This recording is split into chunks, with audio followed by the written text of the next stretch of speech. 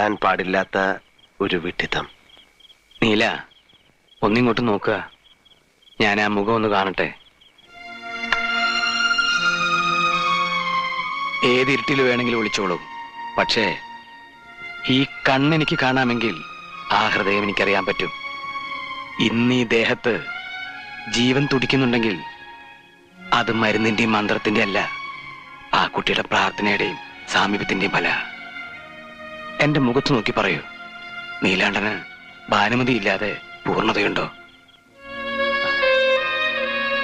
വരരെ വിഷം തരാൻ ആവശ്യപ്പെട്ട് എനിക്കൊരു സ്ഥാനം നൽകിയിരുന്നല്ലോ അച്ഛന്റെ.